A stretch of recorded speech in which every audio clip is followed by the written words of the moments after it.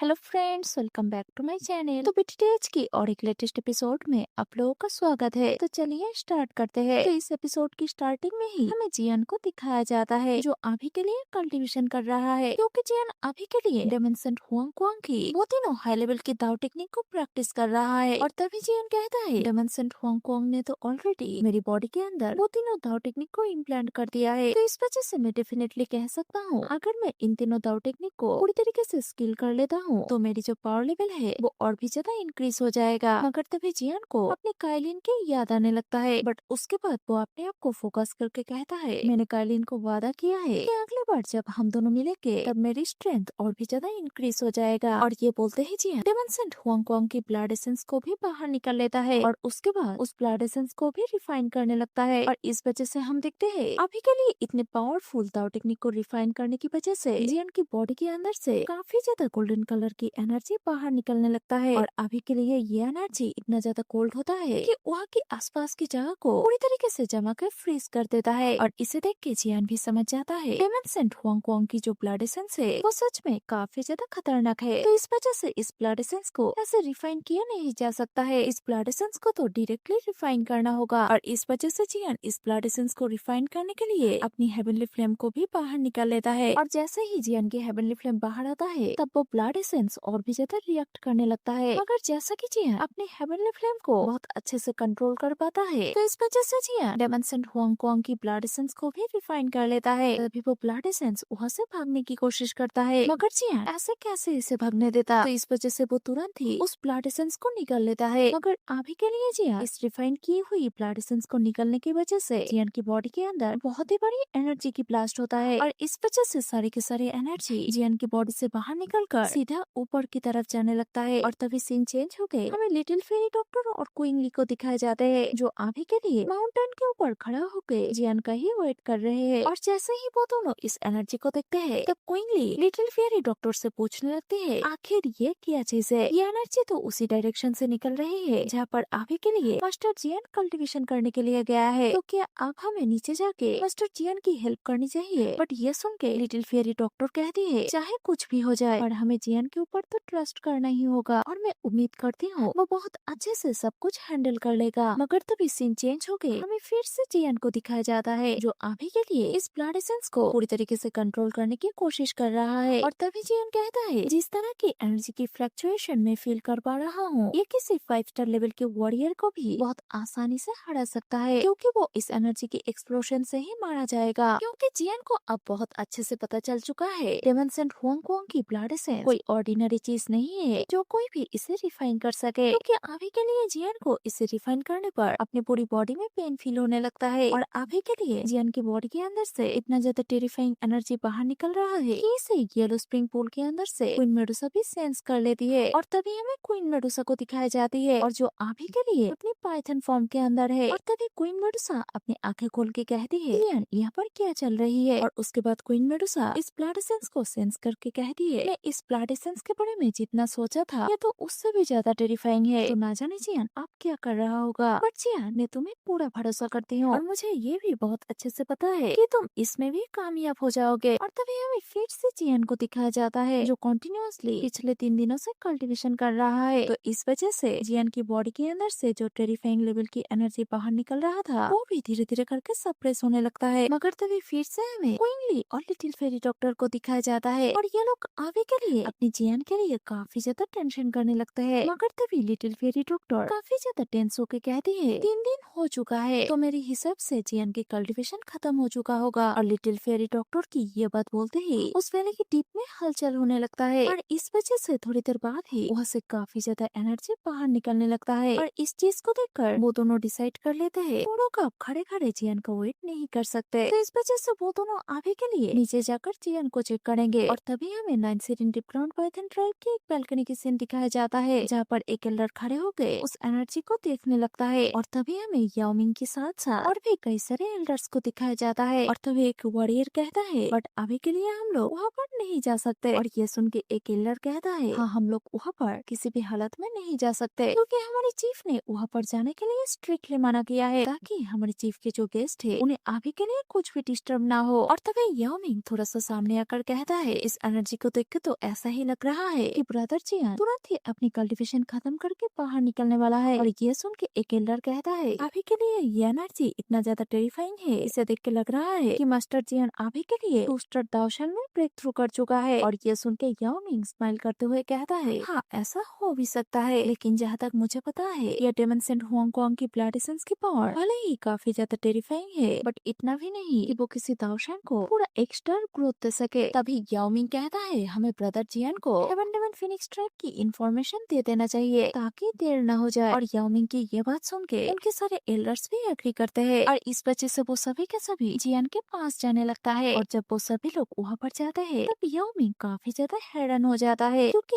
अभी के लिए जियान जहाँ पर कल्टीवेशन कर रहा था वहाँ पर आइस और फायर की बहुत ही बड़ी टोर्नेडो बन चुका है। और ये टोर्नेडो अभी के लिए पूरी तरीके से फ्रीज भी हो चुका है। और तभी वहाँ पर लिटिल फेरी डॉक्टर और क्विंगली भी आ जाते हैं। और इस वजह से जब याओ मिंग उन दोनों को देखता है तब वो तुरंत ही लिटिल फेरी डॉक्टर और क्विंगली के पास आता है। और उसके बाद याओ मिंग कहता है लगता है तुम दोनों काफी दिनों से ब्रदर जियान का वेट कर रहे हो। और ये सुन के लिटिल फेरी डॉक्टर भी हमें नोट करती है। और उसके बाद वो कहती है लगता है जियान बहुत ही जल्दी ब्रेक थ्रू करने वाला है। और ये बोलते ही वो सभी के सभी उस टोर्नेडो की तरफ मुड़कर खड़े हो जाते हैं, क्योंकि अभी के लिए वहाँ पर काफी ज्यादा एनर्जी फ्लक्चुएशन हो रहा है। और इस वजह से एक बहुत ही बड़ी एनर्जी वेव बाहर निकल के तुरंत ही उन सभी के बॉडी में आके टकराता है। तो इस वजह से वो सभी के सभी इसकी टेरिफाइंग एनर्जी को सेंस कर लेते हैं। और वहीं दूसरी तरफ जमे हुए बर्फ के अंदर हमें जियान को दिखाया जाता है। और अभी के लिए जियान की बॉडी के अंदर जो काफी तेजी से फ्लक्चुएशन हो रहा है वो जियान भी बहुत अच्छे से फील कर पा रहा है। और इस वजह से जब जियान गहरी सांस लेता है तब जियान के मुंह से वो एनर्जी बाहर निकल आता है। और उसके बाद जब जियान अपनी आंखें खोलता है तब उसके चारों तरफ जो बना हुआ बर्फ की टोर्नेडो था वो एक ही झटके में डिस्ट्रॉय हो जाता है। और तभी हम देखते हैं जियान की बॉडी से अभी के लिए काफी खतरनाक लेवल की ऑरा बाहर निकल रहा है। और इतने खतरनाक लेवल की एनर्जी को फील करके वहाँ के सभी लोग तो काफी ज्यादा हैरान हो जाते हैं, क्योंकि अभी के लिए जियान की बॉडी के अंदर से इतना ज्यादा एनर्जी बाहर निकल रहा था कि इसके प्रेशर से आसपास की चीज भी डिस्ट्रॉय हो रहा था। और इसके साथ ही वहाँ की पूल की जो पानी है उसमें भी हलचल होने लगता है। और अभी के लिए जियान के चारों तरफ काफी ज्यादा एनर्जी सर्कल की तरह घूमने लगता है। और इस वजह से अगले ही पल जियान उस एनर्जी को अपने हाथों से टच करता है। और जब जियान को इस एनर्जी से कोई भी खतरा महसूस नहीं होता है तब वो अपनी पावर को यूज करके उस एनर्जी को एक ही झटके में गायब कर देता है। और इस चीज को देखकर जियान के ग्रुप भी काफी ज्यादा हैरान हो जाते हैं, मगर तभी जियान अपने ग्रुप के सामने आ जाता है। और तभी क्विंगली भी भागते हुए जियान के सामने जाता है। और उसके बाद वो जियान को इतना जल्दी ब्रेक थ्रू करने के लिए कांग्रेचुलेट भी करती है। और तभी लिटिल फेरी डॉक्टर भी जियान को कांग्रेचुलेट करने लगती है। और ये सुन के जियान कहता है मेरी गार्ड करने के लिए तुम लोगों को भी थैंक यू। और जियान की ये बात खत्म होने से पहले ही याओ मिंग बहुत ही ज्यादा खुश होकर जियान को ग्रीट करने लगता है। और उसके बाद वो कहता है ब्रदर जियान तुम सच में ही ग्रेट हो, क्योंकि तुम इतनी जल्दी दाओशन फास्टर की इनिशियल लेवल से सीधा एडवांस लेवल में ब्रेक थ्रू कर लिया है। और ये सुन के जियान भी याओ मिंग को ग्रीट करते हुए कहता है मैं इतनी जल्दी ब्रेक थ्रू से डेमन सेंट हुआंगकोंग की ब्लड एसेंस की वजह से कर पाया हूँ। और इसके साथ ही ये जो कल्टीवेशन केव है ये भी मेरी कल्टीवेशन करने में काफी ज्यादा हेल्प किया है। तो इस वजह से ब्रदर याओ मिंग मुझे तो तुमको थैंक यू बोलना चाहिए। बट ये सुन के याओ मिंग हंसने लगता है। और उसके बाद वो कहता है हम दोनों भाई जैसा है, तो इस वजह से तुम बातों ही बातों में मुझे थैंक यू मत बोला करो। और तभी याओ मिंग कहता है ये सब तो ठीक है, बट अभी के लिए क्वीन मेडुसा कहाँ पर है। और ये सुन के जियान भी येलो स्प्रिंग पूल की तरफ देखकर कहता है अभी भी क्वीन मेडुसा कल्टीवेशन कर रही है, और मुझे ऐसा लगता है उसे कल्टीवेशन करने में काफी लंबा टाइम लग जाएगा। बट अभी के लिए ब्रदर याओ मिंग तुम ये सब बातें छोड़ो, अभी के लिए मुझे ये बताओ तुम्हें फिनिक्स ट्राइब के बारे में कोई इन्फॉर्मेशन मिला है। और ये सुन के याओ मिंग थोड़ा सा निराश हो जाता है। और उसके बाद वो अपने सिर को नीचे झुका के कहता है असल में heaven dragon phoenix tribe already eastern dragon island की तरफ रवाना हो चुका है। और ये सुन के जियान तो काफी ज्यादा शॉक्ड हो जाता है। और इस वजह से वो कहता है